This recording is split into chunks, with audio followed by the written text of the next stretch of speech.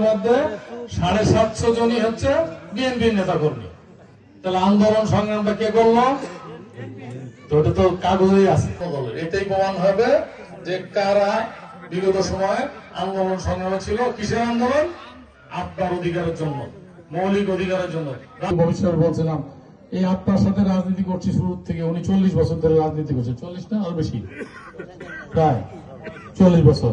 কোন সময় কি হতাশা কাজ করে নাই যে এতদিন ধরে রাজনীতি করছে, বিশেষ করে বিগত 16 বছর একবারও কি মাথায় আসে নাই আর এসব করে লাভ নাই, এই ডাইনিকে, এই বাহিনীকে সরানো যাবে না? হয়তো হতাশা কাজ করেছে, কিন্তু ইমানটা ঠিক রেখেছি। প্রকাশ্যে দিনের আলোকে আমাদের যে মৌলিক অধিকার, আমাদের যে সাংবিধানিক অধিকার, সেটা নিয়ে আমরা রাজনীতি করেছি। দলের ভিতরে দল ঢুকাই দিয়ে আমরা রাজনীতি করি নাই, গোপন রাজনীতি করি নাই। এটা হলো বিএনপির বৈশিষ্ট্য।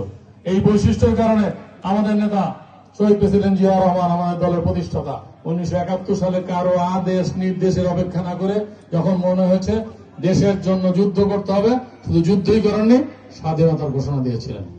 আর 71-এ কারা স্বাধীনতার বিরোধিতা করেছিল? নাম বলতে চাই না। স্বাধীনতা, বাংলাদেশের স্বাধীনতা তারা এখনো বিশ্বাস করে কিনা সন্দেহ আছে। শুধু লক্ষ লক্ষ, আমি ছোট মানুষ, আমি একটু বলতে পারি, ওই সময় যদি এই জামাত ইসলামী বাংলাদেশ যদি 71-এর স্বাধীনতা বিরোধিতা না করত, বিশ্বাসঘাতকতা না করত, 30 লক্ষ মানুষ মারা যেত না, হয়তো 10 লক্ষ মানুষের জীবন যাচ্ছে।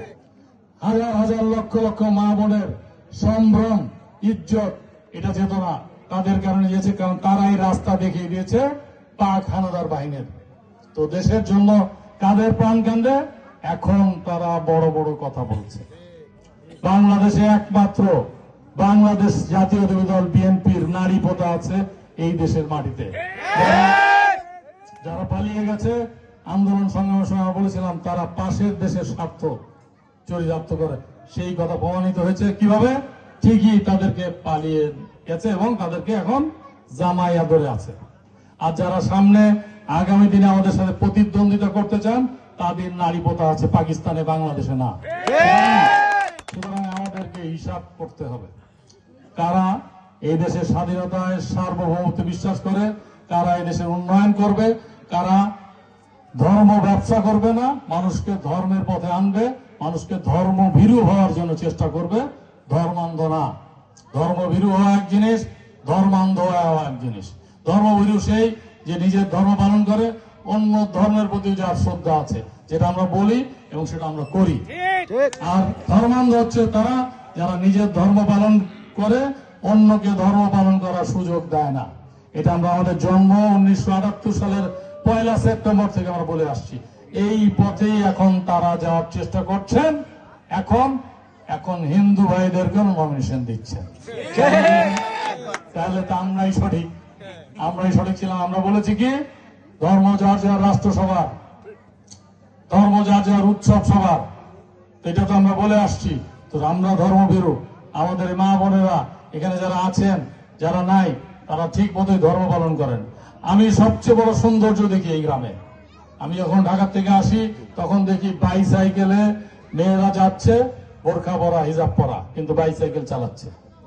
এই যে দল যারা আগামীতে আসতে চায়, তারা কি বলছে? যে মহিলাদের 5 ঘন্টার বেশি কাজ করা লাগবে না।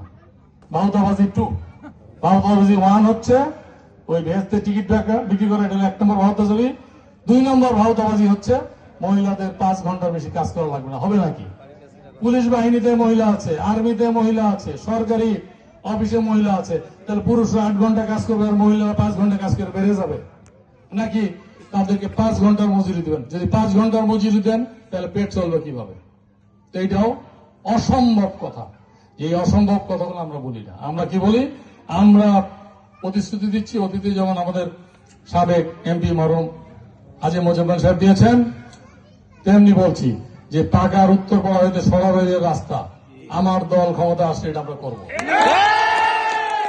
হাই স্কুলের উন্নয়ন, ল্যাপটপ, এগুলার আমি বলতে চাই না, এগুলো ছোট বিষয়, এগুলো ব্যক্তিগত পর্যায়ে করা সম্ভব। এটার জন্য সরকারের কোষাগারে ধর্ণা দেওয়ার প্রয়োজন নাই। নির্বাচনী আচরণ বিধির কারণে সেই প্রতিশ্রুতিগুলো আমরা দিতে পারছি না, কিন্তু এগুলো করা সম্ভব। আমরা বলেছি 1 কোটি লোকের কর্মসংস্থান হবে আগামী 5 বছরে। জাতীয় পর্যায়ে।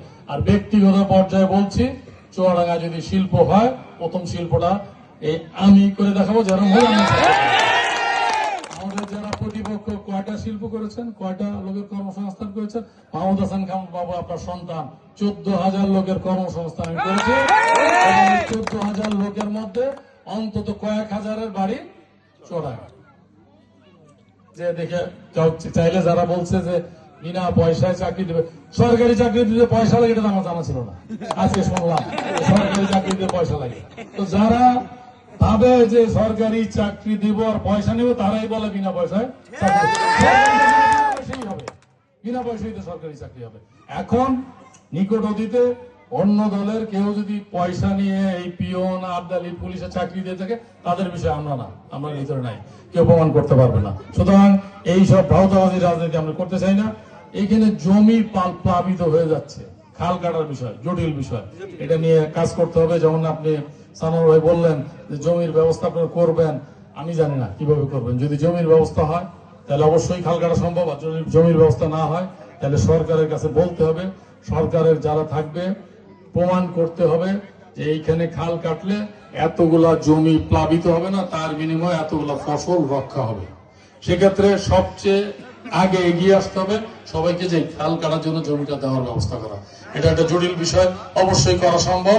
এটা প্রমাণ করতে হবে যে এটা করলে এলাকাবাসীর উন্নয়ন হবে। ইনশাআল্লাহ এটা যদি আমরা প্রমাণ করতে পারি তাহলে এই সমস্যার সমাধান হবে। বাইরে আমাদের আরো একটা পথসভা আছে, আমার সভাপতি ইউনিয়নের ভয়ের চড়ে হেনে চলে গেছে, যে তারা ধরে আবার কি বলে। আমার বক্তব্যে কেউ যদি দল মত নির্বিশেষে, আমার বক্তব্য আমি একটু আজকে এখানে একটু জোর গলায় কথা বললাম, এরকম করে বলি না। আমার কথায় কেউ যদি মনে কষ্ট হয়ে থাকে সেজন্য আমি দুঃখিত, কিন্তু যেটা বলছি সে অন্তর থেকে বলছি, বা আমরা যেটা বলি সেটা করার চেষ্টা করি। মুখে এক আর অন্তরে এক ভিন্ন জিনিস নিয়ে আমরা কাজ করার চেষ্টা করি না। এতে করে আমাদের ভোট দুই একটা কমতে পারে, কিন্তু আন্দুলবাড়িয়ার সন্তান হিসেবে আমি বিশ্বাস করব ছোটখাটো ভুল ত্রুটি আমার নেতা কর্মীদের, সেগুলো আপনার ক্ষমা সুন্দর দৃষ্টি দেখবেন। ইনশাল্লাহ তারেক রহমানের নেতৃত্বে বাংলাদেশে আগামী দিন যেটা হবে, সেখানে দুর্নীতির কোন স্থান থাকবে না, সে যেই হোক। এটা একদম নিশ্চিত থাকেন, চুয়াডাঙ্গা দুই তো থাকবেই না, এটা নিয়ে কোনো কথা নাই। আচ্ছা, আন্দুলবাড়ির হাসপাতালে ওই যে ইয়াতে দরগার কাছে হাসপাতালের জায়গাটা তো নির্ধারণ করতে হবে। এখানে বইলে গেলাম, পরে হলো না, সেটা না, বুঝে শুনে বলতে হবে। এই যেগুলা বললাম সেগুলা নিয়ে কাজ করব ইনশাল্লাহ। আগামীতে পাকায় আরো বড় জনসভা হবে, এই আশা ব্যক্ত করে আমার মাদের বোনদের প্রতি আমার আবেদন, আমাদের নেত্রী দেশনেত্রী বেগম খালেদা জিয়ার জন্য আপনারা দোয়া করবেন, যেন উনি সুস্থ হয়ে আমাদের মাঝে ফিরে এসে দেশ সেবায় আত্মনিয়োগ করতে পারেন। এই আবেদন রেখে আমার বক্তব্য শেষ করছি। আল্লাহ হাফেজ। বাংলাদেশ জিন্দাবাদ। বাংলাদেশ জাতীয়তাবাদী দল জিন্দাবাদ।